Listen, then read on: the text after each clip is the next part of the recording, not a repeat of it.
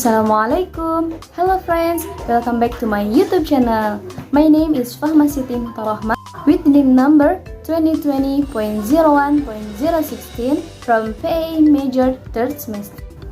In this short opportunity, we would like to talk about passive voice of simple future tense. Before we begin to the topic, don't forget to like, comment, and subscribe, okay? Sebelum kita membahas tentang passive voice of simple future tense, saya akan membahas terlebih dahulu apa itu passive voice. Mungkin sebelumnya saya pernah membahas ini di video sebelumnya, tapi saya akan tetap mengulang kembali. Pengertian passive voice. Apa sih passive voice itu?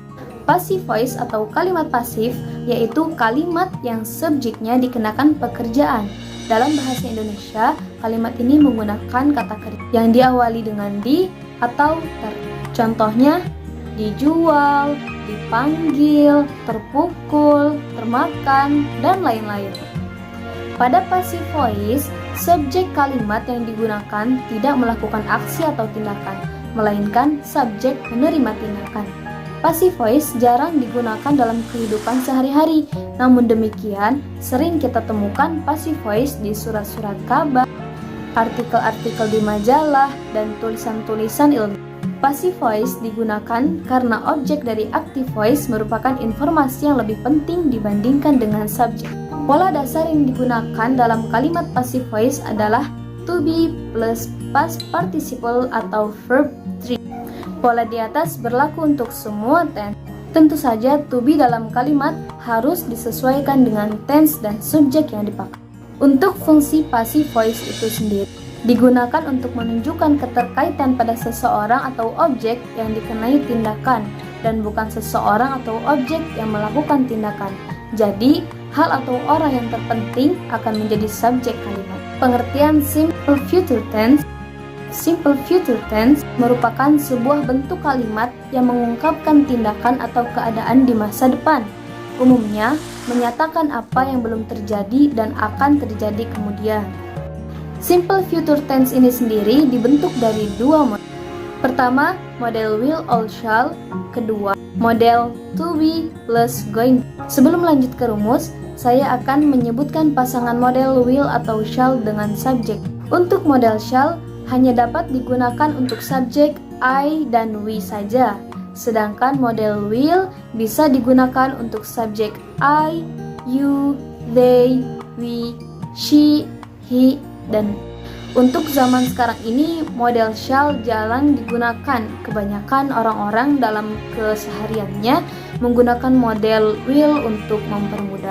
Lalu saya akan menyebutkan perubahan dari subjek menjadi objek. Untuk subjek I, objeknya adalah me. Subjek you, objeknya adalah you. Subjek they, objeknya adalah the. Subjek we, objeknya adalah I. Subjek she, objeknya her. Subjek he, objeknya adalah he. Dan subjek, objeknya adalah it. Dan terakhir saya akan menyebutkan terlebih dahulu pasangan subjek dengan to pada simple future tense. Untuk subjek I, to be-nya adalah am.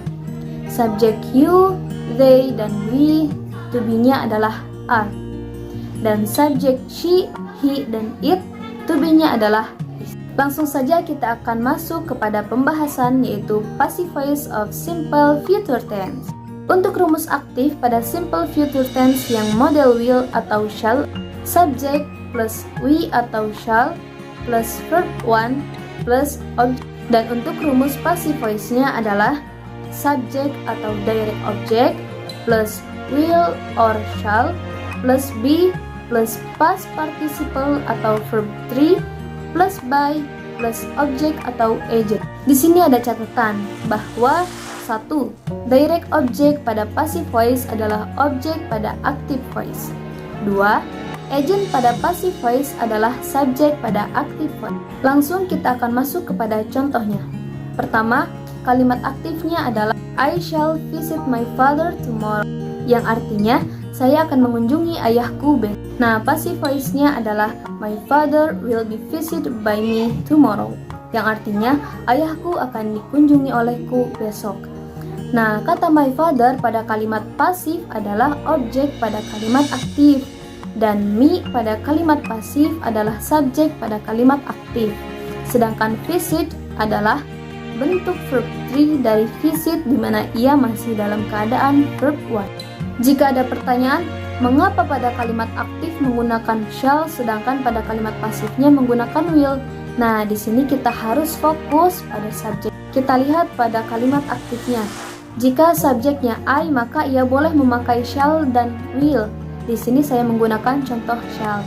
Sedangkan pada kalimat pasif, subjeknya sudah berubah menjadi my father atau maka ia hanya boleh menggunakan will.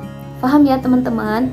Kita lanjut kepada contoh model kedua dari passive voice of simple future tense, yaitu menggunakan model to be plus going to, di mana rumus aktif pada passive voice of simple future tense adalah subject plus to be plus going to plus verb 1 plus object. Dan jika diubah menjadi passive voice-nya adalah subject atau direct object plus to be plus going to plus be plus verb 3 plus by plus object atau agent.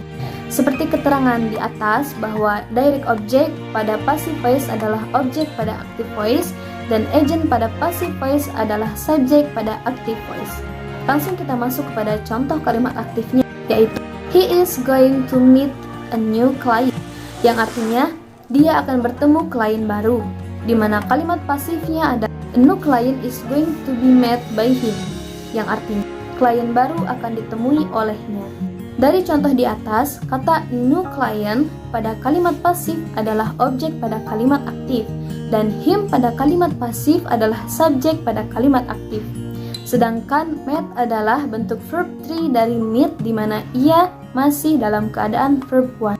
Terakhir, saya akan menyebutkan rumus negatif dan kalimat tanya pada passive voice of simple future tense. Untuk kalimat negatif model will atau shall, rumusnya adalah subject plus will atau shall plus not plus verb 3 plus by plus object. Contohnya, my father will not be visited by me tomorrow. Untuk kalimat negatif model to be dan going, rumusnya adalah subject plus to be plus not plus going to plus be plus verb 3 plus by plus object.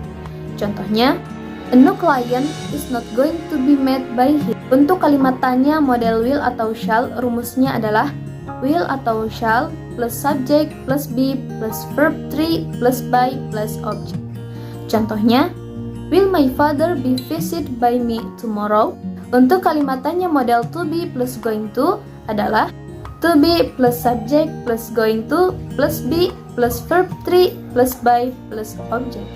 Contohnya, is a new client going to be visited by him? Mungkin cukup satu contoh saja yang dapat saya berikan, tapi walau satu contoh, semoga teman-teman semua dimanapun kalian berada bisa paham dengan penjelasan yang saya berikan. Oke, selanjutnya saya akan menyebutkan beberapa hal yang harus diperhatikan dalam penggunaan rumus ini. 1.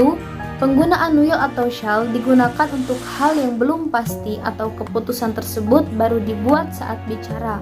Sedangkan penggunaan to be plus going to digunakan untuk menyatakan rencana yang sudah diputuskan sebelumnya dan rencana itu pasti terjadi. Yang kedua, will atau shall biasa menunjukkan waktu kejadian yang masih lumayan jauh, sedangkan going to menunjukkan waktu kejadian yang sudah dekat. Okay friends, I think that's all from me. I hope there is knowledge that you can take. Thank you so much for your attention. See you next time. Wassalamualaikum warahmatullahi wabarakatuh.